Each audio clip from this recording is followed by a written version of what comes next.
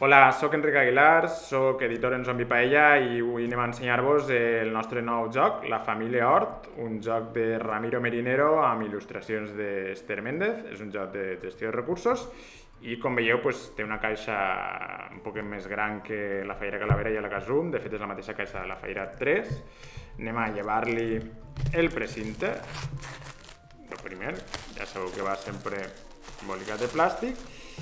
I, bueno, esta és la caixa, la portada, a nosaltres ens encanta, amb els 5 membres de la família Hort. Així ens indica 40 minuts de durada, de 2 a 4 jugadors i a partir de 8 anys. I en la part de darrere podeu veure un poquet el desplegament del joc i els 3 idiomes en el que està, castellà, valencià i per primera vegada en anglès també, d'acord? Anem a obrir-ho per a veure un poquet els components que té. Obrim per així. I bé, el primer que veieu és una bosseta amb uns cubs de fusta blaus i marrons, que són els comptadors d'aigua i els comptadors d'adob que utilitzarem en el joc.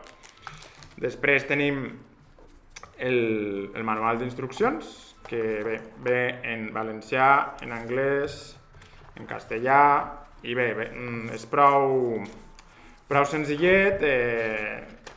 Com veieu, és un joc que no té molta complicació perquè el manual són 6 pàgines i la majoria i les pàgines finals són del mode avançat. Ve amb prou il·lustracions, per tant, unes instruccions prou visuals i hi ha molts exemples, hem de dir.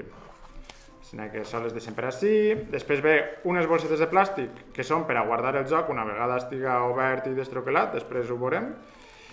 Després té taulers, té 4 taulers individuals. I a més, cada tauler, que té un personatge diferent, té una altra cara, que si veieu canvia l'expressió del personatge perquè és l'altre mode, el mode avançat, que és un poc un mode més punyetero, per dir-ho d'alguna manera. Són els 4 taulers, hi haurà un per jugador, perquè hem dit que hi ha fins a un màxim de 4 jugadors, taulers de cartó, i després ja venen totes les fitxes de cartó. És un joc amb molt de cartó, com veieu, està per destroquelar, aleshores haurem d'anar separant-ho nosaltres.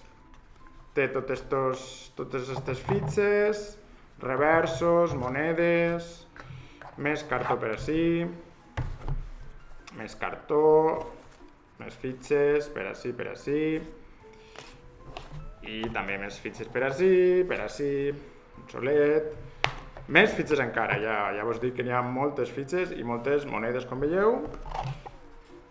Flors, abelles, monedes i finalment espantall, marcadors d'experiència, gallines, monedes.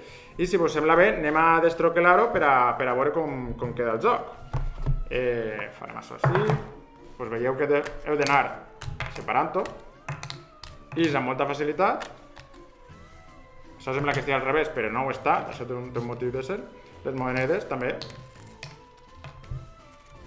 Això ho hem de fer moltes vegades. No sé si vos agrada destroquelar, a mi és una cosa que ens relaxa.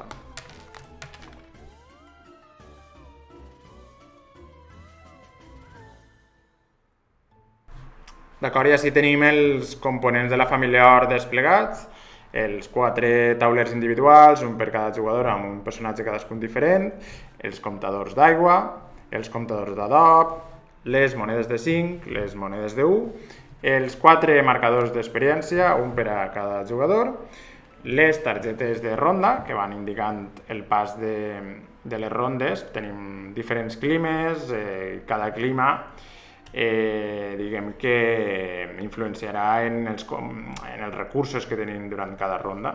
I bé, les visites de la iaia Hortènsia, les 3 visites també estan marcades per aquestes targetes de ronda.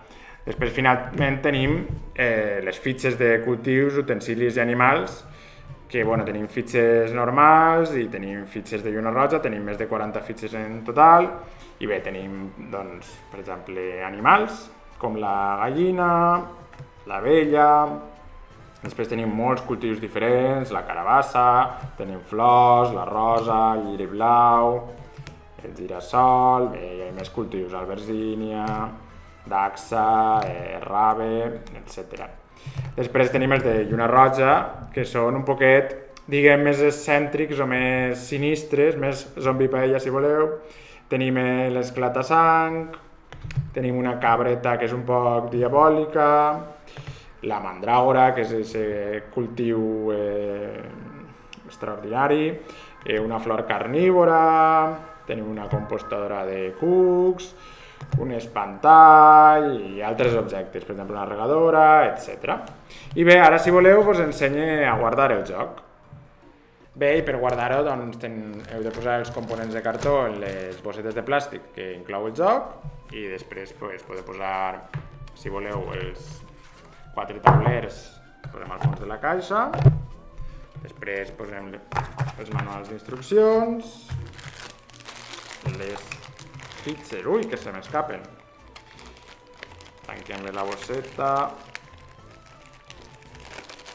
guardem les fitxes per ací, les monedes, els comptadors i les targetes de ronda, i com veieu l'espai està justet però cap perfectament tot. I bé, això seria la família Hort. Espero que el jugueu i ens deixeu els vostres comentaris i les vostres impressions sobre el nostre joc nou.